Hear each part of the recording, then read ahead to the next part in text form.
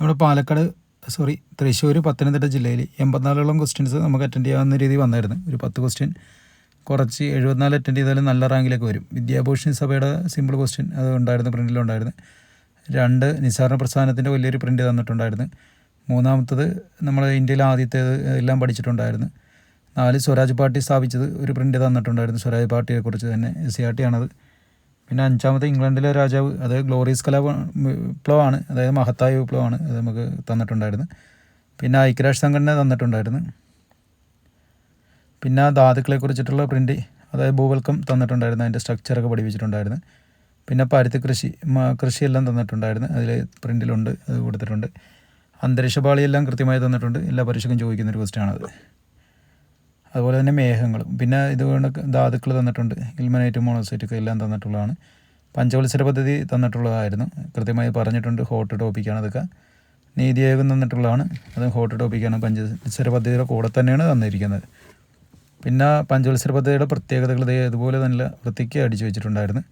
പിന്നെ GDP കണക്കാക്കുന്ന സ്ഥാപനം തന്നിട്ടുണ്ടായിരുന്നു, പക്ഷേ അതിലൊരു തെറ്റുണ്ട്, NSO ആണ് ആൻസർ.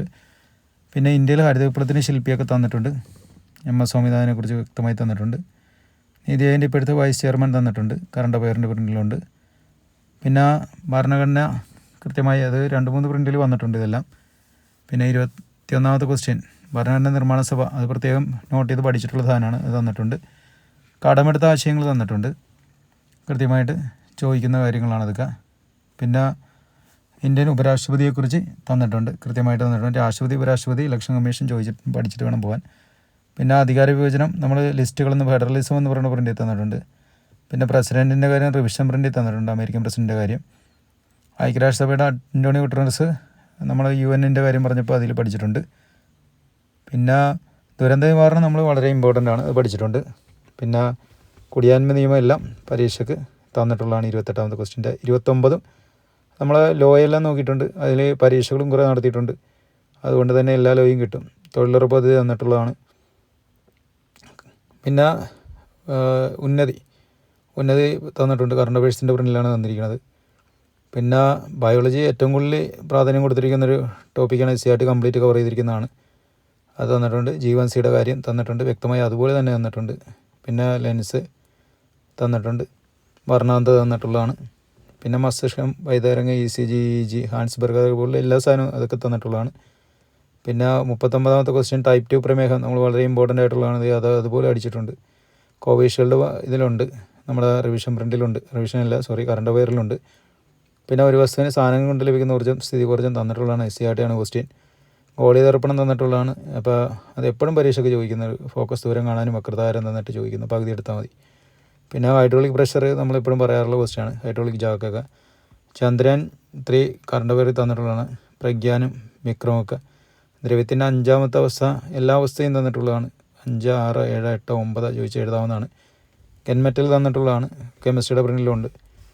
പിന്നെ ഉരുളക്കിഴങ്ങിൻ്റെ pH തന്നിട്ടുള്ളതാണ്, അത് നമ്മുടെ പല 3 അധ്യാപകരുടെ അടുത്ത് ക്ലാസ്സിൽ അത് വന്നിട്ടുള്ളതാണ്. ഇലക്ട്രിക് കാറുകളിൽ ഉപയോഗിക്കുന്ന അത് ലിഥിയം തന്നിട്ടുള്ളതാണ്. പിന്നെ ഇത് ഒരു എലിമിനേഷൻ ഉപയോഗിച്ച് എഴുതാവുന്നൊരു ക്വസ്റ്റ്യൻ ആയിരുന്നു, അത് തന്നിട്ടുണ്ടായിരുന്നു. ആരോഗ്യകിരണം പദ്ധതി അതുപോലെ തന്നിട്ടുണ്ട്, കൃത്യമായിട്ട് അത് തന്നെ തന്നിട്ടുണ്ട്.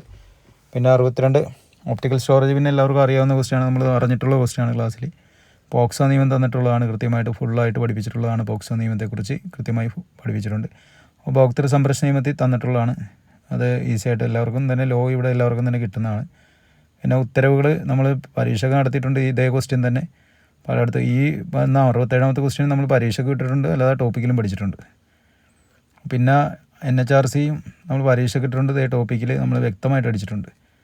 പിന്നെ അതുപോലെ തന്നെ വിവരാവകാശ നിയമം നമ്മൾ പരീക്ഷയ്ക്കും വന്ന ക്വസ്റ്റ്യൻ തന്നെയാണ്, നമ്മളിട്ട പരീക്ഷയ്ക്കും ഉണ്ടായിരുന്നു, ടോപ്പിക്കിലും ഉണ്ടായിരുന്നു. വനിതാ കമ്മീഷൻ നമ്മൾ ക്ലാസ്സിൽ പറഞ്ഞാണ്, മിക്ക കമ്മീഷനുകളും കേന്ദ്ര സർക്കാർ